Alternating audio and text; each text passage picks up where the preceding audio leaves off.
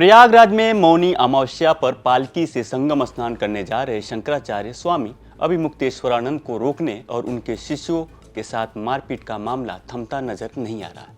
इस पूरे मसले पर जबरदस्त सियासत चल रही है, लेकिन सबसे ज्यादा चर्चा हो रही है मेला प्राधिकरण की। मेला प्राधिकरण ने ज्योतिषपीठ के शंकराचार्य को 2 नोटिस भेजा।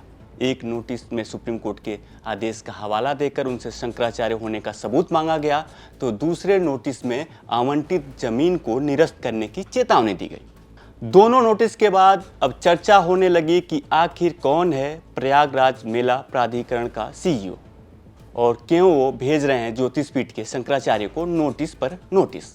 नमस्कार, मैं हूं आशुतोष और आप देख रहे हैं एमपी तक। प्रयागराज में मौनी अमावस्या पर ज्योतिषपीठ के शंकराचार्य और प्रशासन के बीच जो खींचतान शुरू हुई थी वो आज भी जारी है। ज्योतिषपीठ के शंकराचार्य उसके बाद से अपने शिविर के बाहर बैठे हैं। तब से लेकर अब तक प्रयागराज मेला प्रशासन ज्योतिषपीठ के शंकराचार्य को 2 नोटिस भेज चुका है। पहले नोटिस में सुप्रीम कोर्ट के आदेश का हवाला देते हुए उनसे शंकराचार्य होने का सबूत मांगा गया, तो दूसरे नोटिस में शंकराचार्य के लिए मेला क्षेत्र में आवंटित जमीन को रद्द करने की चेतावनी दी गई। हालांकि ज्योतिषपीठ के शंकराचार्य अभिमुक्तेश्वरानंद की तरफ से दोनों नोटिसों का जवाब दे दिया गया है, लेकिन अब चर्चा हो रही है आईएएस ऋषिराज की। IAS Rishiraj Prayagraj development authority के सीईओ हैं और उनको इस वक्त माघ मेले की अतिरिक्त जिम्मेदारी भी सौंपी गई।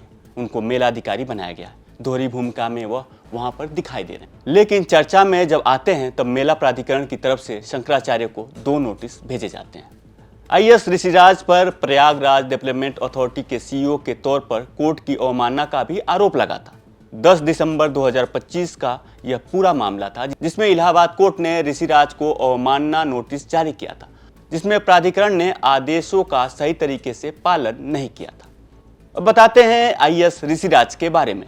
ऋषिराज मध्य प्रदेश के सिंगरौली जिले के विंध्यानगर गांव के रहने वाले। उनके पिता एनटीपीसी में काम करते थे तो माता गृहिणी है। ऋषि ने जिस साल इलेक्ट्रिकल इंजीनियरिंग में ग्रेजुएशन की डिग्री ली, उसी साल उन्हें इस फील्ड के लिए मेडिकली अनफिट घोषित कर दिया गया।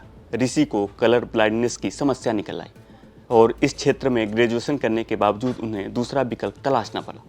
हालांकि ऋषिराज ने इस कमजोरी को अपनी ताकत बनाया। पहले ही अटेम्प्ट में यूपीएससी परीक्षा के तीनों चरण पास कर ली, लेकिन इस बार वे थोड़े अनलकी रहे और फाइनल लिस्ट में उनका नाम नहीं आया। ऋषि ने साहस नहीं खोया और फिर से परीक्षा दी।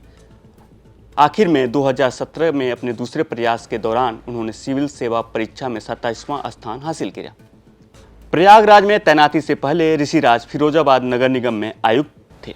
उन्होंने अपने कार्यकाल में शहर की सफाई व्यवस्था, सौंदर्यीकरण, सड़क सुधार और अतिक्रमण हटाओ अभियान जैसे कई महत्वपूर्ण कार्यों को अंजाम दिया। ऋषिराज की पत्नी ईशा प्रिया भी आईएएस अफसर हैं और वो झारखंड के रांची की रहने वाली हैं। आपको बता दें कि प्रयागराज में मौनी अमावस्या के अवसर पर स्वामी अभिमुक्तेश्वरानंद सरस्वती प्रयागराज मेला में संगम घाट पर स्नान करने पहुंचे थे। पूरे लाव लश्कर के साथ वो अपनी पालकी पर आए थे, लेकिन पुलिस प्रशासन ने उन्हें बिना पालकी के ही आगे बढ़ने को कहा।